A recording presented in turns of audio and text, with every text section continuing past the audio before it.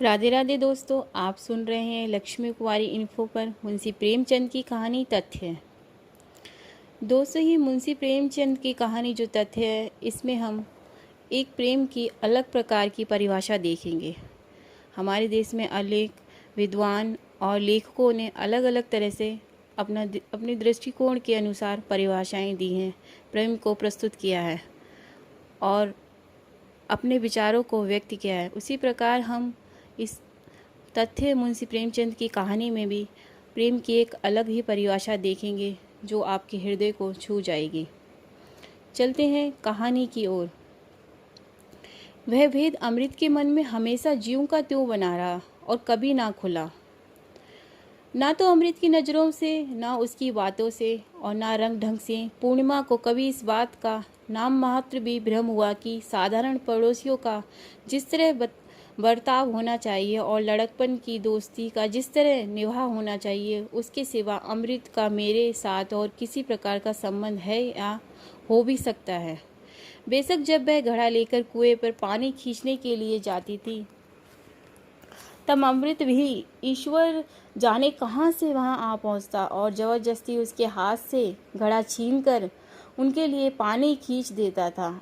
और जब वह अपनी गाय को सानी देने लगती थी, तब वह उसके हाथ से भूसे की टोकरी ले लेता और गाय की नाद में सानी डाल देता था। जब वह बनिए की दुकान पर कोई चीज़ लेने जाती, तब अमृत भी अक्सर उसे रास्ते में मिल जाया करता था और उसका काम कर देता था। पूर्णिमा के घर में कोई दूसरा लड़का या आदमी ना था। उनके पिता का कई साल पहले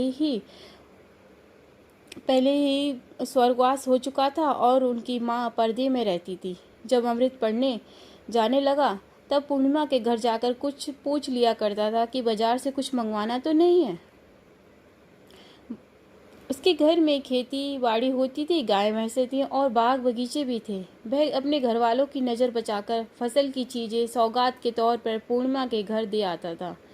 लेकिन पूर्णिमा उसकी इन खातिरदारियों को उसकी भलसमानत और खाने पीने से संतुष्ट होने के सिवा और क्या समझे और क्यों समझे। एक गांव में रहने वाले किसी प्रकार का रक्त संबंध या कोई रिश्तेदारी ना भी हो, लेकिन फिर भी गांव के रिश्ते से भाई बहन होते हैं, इसलिए इन खातिरदारियों में कोई खास बात तो ना थी। एक दिन पूर्णिमा ने उससे कहा भी था कि तुम दिन भर मदरसे में रहते हो, मेरा जी घबराता है। अमृत ने सीधी तरह से कह दिया, क्या करूं, इम्तिहान पास आ गया है। मैं सोचा करती हूँ कि जब मैं चली जाऊँगी तब तुम्हें कैसे देखूँगी और तुम क्यों मेरे घर आओगे। अमृत ने घबराकर पूछा, कहाँ चली जाओगी। पूर्णिमा लजा गई, फिर बोली, जहाँ तुम्हारी बहनें चली गई हैं, जहाँ सब लड़कियाँ चली जाती हैं। अमृत ने निराश भाव से कहा, अच्छा यह बात है। इतना कहकर अमृत चुप हो गया। अभी तक यह बात तो कभी उसके ध्यान में ही नहीं आई थी कि पूर्णिमा कहीं चली भी जाएगी। इतनी दूर तक सोचने की उसे फुर्सत ही कहाँ थी। प्रसन्नता तो वर्तमान में ही मस्त रहती है। यदि भविष्य की बातें सोचने लगे तो फिर प्रसन्नता ही क्यों रहे। और अमृत जितनी जल्दी इस दुर्घटना के होने की कल्पना कर सकता था, उससे पहले ही ये दुर्घटना एक खबर के रूप में सामने आ गई। पूर्णिमा के विवाह की एक जगह बातचीत हो गई। अच्छा दौलतमंद खानदान था और साथ ही इज्जतदार भी। पूर्णिमा की माँ ने उसे बहुत खुशी से मंजूर भी कर लिया। गरीबी की उस हालत में उसकी नज़रों में जो चीज़ सबसे ज़्यादा प्यारी थी वह थी दौलत। और यहाँ पूर्णिमा के लिए सब तरह से सुखी रहकर जिंदगी बिताने के सामान मौजूद थे, मानो उसे मुंह मांगी मुराद मिल गई हो। इससे पहले वे मारे फिक्र से घुली जाती थी। लड़की के ब्याह का ध्यान आते ही उसका कलेजा धड़कने लगता था, मानो परमात्मा ने अपने एक ही कटाक्ष से उसकी सारी चिंताओं और विफलताओं का अंत कर दिया हो। अमृत ने सुना तो उसकी हालत पागलों सी हो गई। वह बेहताशा पूर्णिमा के घर की तरफ दौड़ा, मगर फिर लौट पड़ा। होश ने उसके पैर रोक दिए। वह सोचने लगा, वहाँ जाने से क्या फ़ायदा, आखिर इसमें उसका कसूर ही क्या है और किसी का क्या कसूर। अपने घर आया और मुंह ढककर लेट गया। पूर्णिमा चली जाएगी, फिर वह कैसे रहेगा, यह विचलित सा होने लगा। वह जिंदा ही क्यों रहे, जिंदगी में रखा ही क्या है। लेकिन यह भाव भी दूर हो गया और उसका स्थान लिया उस नित्यसत्वान ने जो तूफान के बाद आती है। वह उदासीन हो गया। जब पूर्णिमा जाती है तो वह उसके साथ क्यों संबंध रखे, क्यों मिले जुले, और पूर्णिमा को उसकी परवाह ही क्या है। और परवाह थी कब, वह आप ही उसके पीछे कुत्तों की तरह दूध मिलाता रहता था। पूर्णिमा ने तो कभी कभी बात भी ना पूछी। और अब उसे क्यों ना अभिमान हो, एक लखपति की स्त्री बनने जा रही है। शौक से बने, अमृत भी जिंदा रहेगा, मरेगा नहीं। यही इस जमाने की वफादारी की रस्म है। लेकिन ये सारी तेजी दिल के अंदर ही अंदर थी और निरर्थक थी। भला उसमें इतनी हिम्मत कहाँ थी कि जाकर पूर्णिमा की माँ से कह दे कि पूर्णिमा मेरी है और मेरी ही रहेगी। गजब हो जाएगा, गांव में आफत मच जाएगी। ऐसी बातें ना गांव की कहानियों में कभी सुनी होंगी और ना देहातों में कभी देखी होंगी। और पूर्णिमा का यह हाल था कि दिन भर उसका रास्ता देखा करती थी। वह सोचती थी क्यों मेरे दरवाजे से होकर निकल जाता और क्यों अंदर नहीं आता। कभी रास्ते में मुलाकात हो जाती तो मानो उसकी परछाई से भी भागता हो। वह पानी की कलसी लेकर कुएं पे खड़ी रहती और सोचती कि वह आता होगा, लेकिन वह कभी दिखाई नहीं देता। एक दिन मैं उसके घर गई और उससे जवाब मांगा। उसने पूछा, तुम आजकल आते क्यों नहीं हो। बस उसी समय उसका गला भर आया। उसे याद आ गया कि अब वह इस गांव में थोड़े ही दिनों की मेहमान है। लेकिन अमृत चुपचाप ज्यों का त्यों बैठा रहा। लापरवाही से उसने सिर्फ इतना कहा, इम्तिहान पास आ गया है, फुर्सत नहीं मिलती। फिर कुछ ठहर कर उसने कहा, सोचता हूँ जब तुम जा ही रही हो, कहना ही चाहता था तो फिर अब मोहब्बत क्यों बढ़ाऊं। मगर उसे ध्यान आ गया कि बहुत मूर्खता की बात है। अगर कोई रोगी मरने जा रहा है तो उसे इसी विचार से उसका इलाज छोड़ दिया जाता है कि वह मरेगा ही। इसके विपरीत ज्यों का त्यों उसी हालत में उससे ज़्यादा खबर होती रहती है। ज्यों त्यों लोग और भी अधिक तत्परता से उसकी चिकित्सा करते हैं और जब उसका अंतिम समय आ जाता है तो दौड़ धूप की हद ही नहीं रहती। उसने बात का रुख बदलकर कहा, सुना है वह लोग भी बहुत मालदार हैं। पूर्णिमा ने उसके ये अंतिम शब्द सुने ही नहीं या उनका जवाब देने की जरूरत ही नहीं समझी। उसके कानों में तो जवाब का पहला हिस्सा ही गूंज रहा था। उसने बहुत ही दुखपूर्ण भाव से कहा, तो इसमें मेरा क्या कसूर है। मैं अपनी खुशी से तो नहीं जा रही हूँ, जाना पड़ता है इसलिए जा रही हूँ। ये कहते कहते मारो लज्जा के उसका चेहरा लाल हो गया। जितना उसे कहना चाहिए था शायद उससे ज़्यादा ही कह गई थी। मोहब्बत में भी शतरंज की सी चालें होती हैं। अमृत ने उसकी तरफ इस तरह देखा कि मानो वह इस बात की जांच करना चाहता है कि इन शब्दों में कुछ अर्थ भी है या नहीं। क्या अच्छा होता कि उसकी आंखों में आर पार देखने की शक्ति होती। इस तरह तो सभी लड़कियां निराश भाव से कहती हैं, मानो ब्याह होते ही उनकी जान पर आ बनेगी। मगर सभी लड़कियां एक ना एक दिन अच्छे अच्छे गहने और कपड़े पहनकर पालकी में बैठकर चली जाती हैं। इन बातों से उसको कोई संतोष ना हुआ। फिर डरते डरते बोला, अब तुम्हें मेरी याद क्यों आएगी। उसके माथे पर पसीना आ गया। उसे ऐसी बेढंग शर्मिंदगी हुई कि जी चाह रहा कि कमरे से बाहर भाग जाऊं। पूर्णिमा की ओर देखने की हिम्मत भी नहीं हुई, कहीं वह समझ ना गई हो। पूर्णिमा ने सिर झुकाकर मानो अपने दिल से कहा, तुम मुझे इतना निर्मोही समझते हो, मैं बेकसूर हूँ और मुझसे रूठते हो। तुम्हें इस समय मेरे साथ सहानुभूति होनी चाहिए थी। तुम्हें उचित था कि तुम मुझसे ढाढ़स देते और तुम मुझसे तने बैठे हो। तुम ही बतलाओ कि मेरे लिए और कौन सा दूसरा रास्ता है। जो मेरे अपने हैं वही मुझसे गैर के घर भेज रहे हैं। वहाँ मुझे कौन क्या बीतेगी, मेरी क्या हालत होगी। क्या यही गम मेरी जान लेने के लिए काफ़ी नहीं था जो तुम मुझसे अपना गुस्सा भी दिखलाए देते हो। उसके गला फिर भर आया। आज पूर्णिमा को इस प्रकार दुखी और उदास देख के अमृत को विश्वास हो गया कि उसके अंदर भी एक छिपी हुई वेदना है। उसका ओछापन और स्वार्थपरता मानो कालिक बनकर उसके चेहरे पर चमकने लगी। पूर्णिमा के इन शब्दों में पूरी सत्यता थी और साथ ही कितनी फटकार और कितना अपमान भी भरा हुआ था। जो पराए हैं उनकी शिकायत ही क्यों करूं। अवश्य ऐसी अवस्था में उसी पूर्णिमा को ढाढ़स दिलाना चाहिए था। यह उसका कर्तव्य उसे बहुत प्रसन्नता के साथ पूरा करना चाहिए था। पूर्णिमा ने प्रेम का एक नया आदर्श उसके सामने रख दिया था और उसका विवेक इस आदर्श से बचकर नहीं निकलने देता था। इससे संदेह नहीं कि प्रेम भी एक स्वार्थ त्याग है, परंतु बहुत बड़ा और जिगर को जलाने वाला है। उससे लज्जित होकर कहा, माफ़ करो पूर्णिमा, मेरी भूल थी, बल्कि बेवकूफ़ी थी। पूर्णिमा का ब्याह हो गया। अमृत जी जान से उसके ब्याह के प्रबंध में लगा रहा। दूल्हा अधेड़ था, दोथन था और भोंडा था और साथ ही बहुत घमंडी और बदमिजाज भी था। लेकिन अमृत ऐसी तत्परता से उसकी खातिरदारी कर रहा था कि मानो वह कोई देवता हो और उसकी एक ही मुस्कुराहट उसे स्वर्ग में पहुंचा देगी। पूर्णिमा के साथ बातचीत करने का अमृत को अवसर ही ना मिला और ना उसने अवसर निकालने की कोई प्रयास किया। वह पूर्णिमा को जब देखता था तब वह रोती रहती थी और अमृत आंखों की जबान से जहाँ तक हो सकता था उसे कुछ कहे बिना ही जितना ढाढ़स और तसल्ली दे सकता था वह देता और उसके प्रति सहानुभूति दिखाता था। तीसरे दिन पूर्णिमा रो धोकर ससुराल विदा हो गई। अमृत ने उसी दिन शिवजी के मंदिर में जाकर परम निष्ठा और भक्ति से भरे हुए दिल से प्रार्थना की कि पूर्णिमा सदा सुखी रहे। जब नया और ताज़ा गम हो तो इधर उधर के और फालतू विचारों का भला कहाँ प्रवेश हो सकता है। दुख तो आत्मा के रोगों का नाशक है, परंतु मन में उसे एक तरह की शून्यता का अनुभव हो रहा था, मानो अब उसका जीवन उजाड़ हो गया था।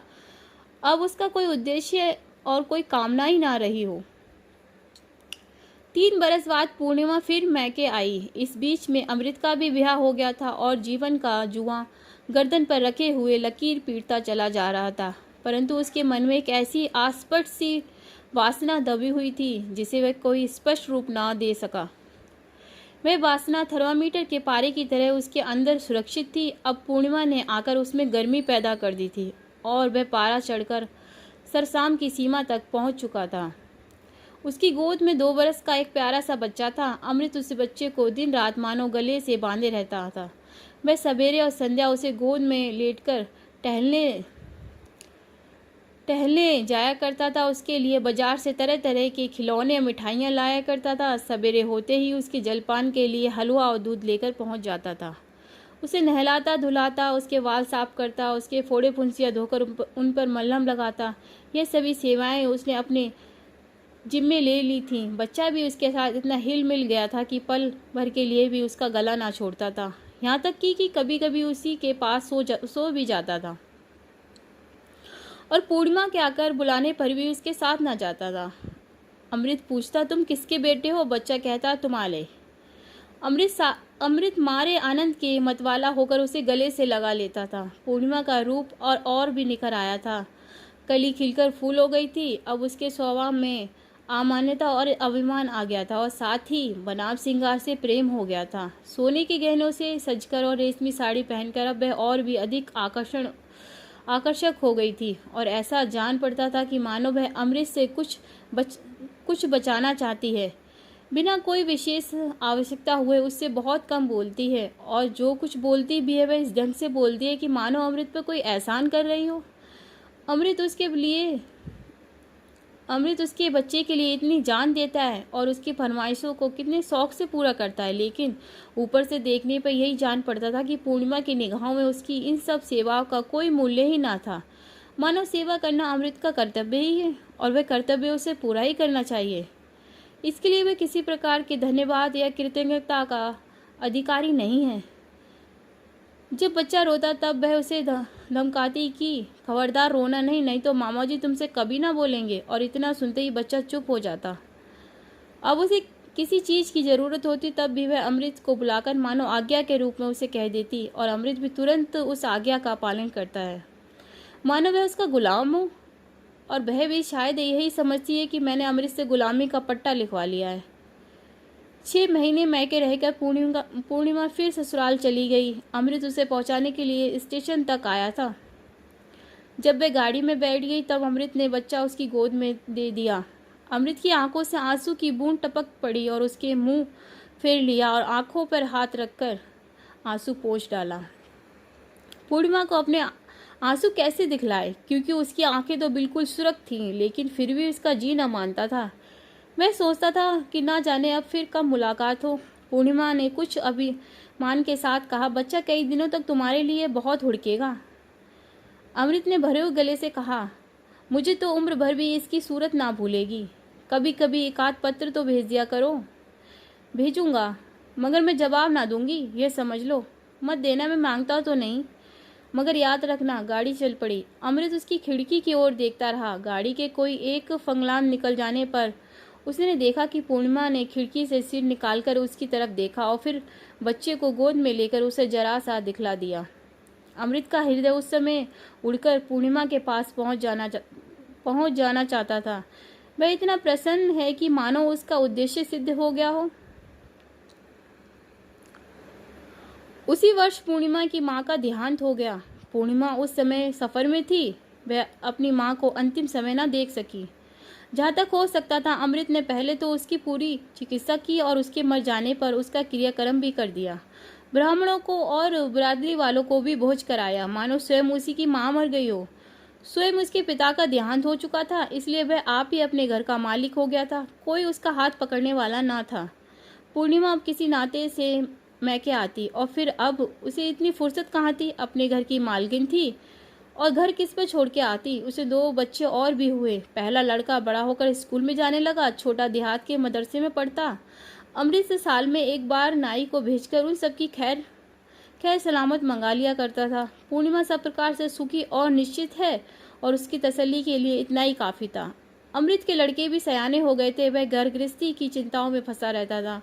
फिर उसकी उम्र भी 40 से आगे निकल गई थी, परंतु फिर भी पूर्णिमा की स्मृति अभी तक उसकी हृदय की गंभीरता भाग में सुरक्षित थी। अचानक एक दिन अमृत ने सुना कि पूर्णिमा के पति का देहांत हो गया, परंतु आश्चर्य यह था कि उसे कोई दुख ना हुआ। वह यूं ही अपने मन में एक निश्चय कर बैठा था कि इस खबीस बुड्ढे के साथ पूर्णिमा का जीवन कभी ईर्ष्या के योग्य नहीं था। कर्तव्य की विवेचता और पतिव्रत धर्म के पालन के विचार से उसने कभी अपना हार्दिक कष्ट प्रकट ही नहीं किया था, परंतु यह असंभव है कि सभी प्रकार की सुख और निश्चितता के रहते हुए भी उस घृणित व्यक्ति के साथ उसे कोई विशेष प्रेम रहा हो। यह तो भारतवर्ष ही है जहाँ ऐसी अप्सराएं ऐसे अयोग्य कुपत्रों के गले बांध दी जाती हैं, और नहीं तो यह पूर्णिमा किसी दूसरे देश में होती तो उसे देश के नवयुवक उस पर न्यौछावर हो जाते। उसकी मेरी वासनाएं फिर जीवित हो गईं। उसकी मरी हुई वासनाएं फिर जीवित हो गईं। अब उससे पहले वाली झिझक नहीं है और ना ही उसकी जवान पर पहले वाली मौन की मोहर है। और फिर पूर्णिमा भी अब स्वतंत्र है। अवस्था के धर्म ने अवश्य ही उसे अधिक दयालु बना दिया हो। वह सोखी अल्हड़पन और लापरवाही तो कभी भी विदा हो चुकी होगी।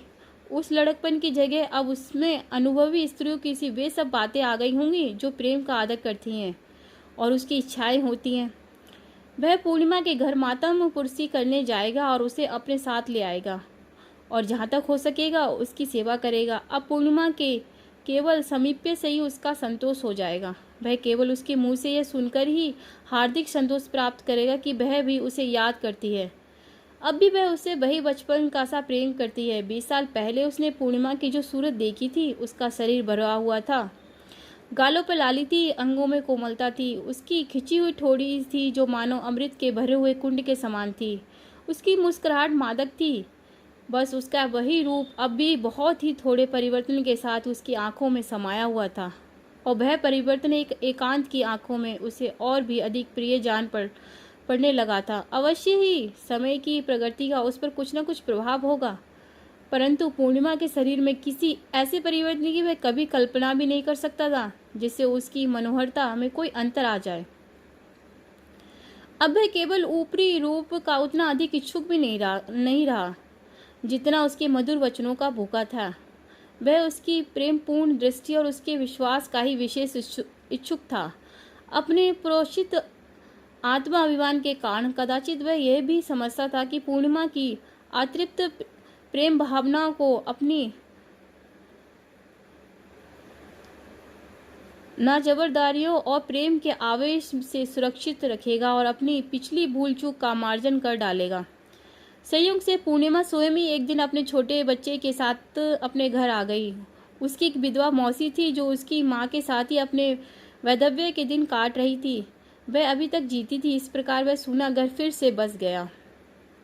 अब अमृत ने यह समाचार सुना तो वह बड़े शौक से मानो मदमस्त होकर उसके घर की तरफ दौड़ा। वह अपने लड़कपन और जवानी की मधुर स्मृतियों को अपने मन की झोली में अच्छी तरह संभालता हुआ ले जा रहा था। उस समय उसकी अवस्था ठीक उसी छोटे बच्चे के समान थी जो अपने हमजोली को देकर उसके साथ खेलने के लिए टूटे फूटे खिलौने लेकर दौड़ पड़ता है। लेकिन उसकी सूरत देखते ही उसका सारा शौक और सारी उमंगें मानो बुझ सी गईं और वह निस्तंभ होकर खड़ा रह गया। पूर्णिमा उसके सामने आकर सिर झुकाकर खड़ी हो गई। सफ़ेद साड़ी के घूंघट से आधा मुंह छिपा हुआ था, लेकिन कमर झुकी हुई थी। बाहें सूज सी पतली, पैर के पिछले भाग की रगें उभरी हुई, आंसू बह रहे थे और चेहरे का रंग बिल्कुल पीला पड़ गया था, मानो कफन में लपेटी हुई लाश खड़ी हो। पूर्णिमा की मौसी ने आकर कहा, बैठो बेटा, देखते हो इसकी हालत, सूखकर कांटा हो गई है। एक क्षण को भी आंसू नहीं थमते। सिर्फ एक ही समय सूखी रोटियां खाती है और किसी चीज़ से मतलब नहीं। नमक छोड़ दिया है, घी दूध सब त्याग दिया है, बस सूखी रोटियों से काम चलाती है। इस पर आए दिन व्रत रखती है, कभी एकादशी, कभी इतवार, कभी मंगल। एक चटाई बिछाकर जमीन में सोती है, घड़ी रात उठकर पूजा पाठ करने लगती है।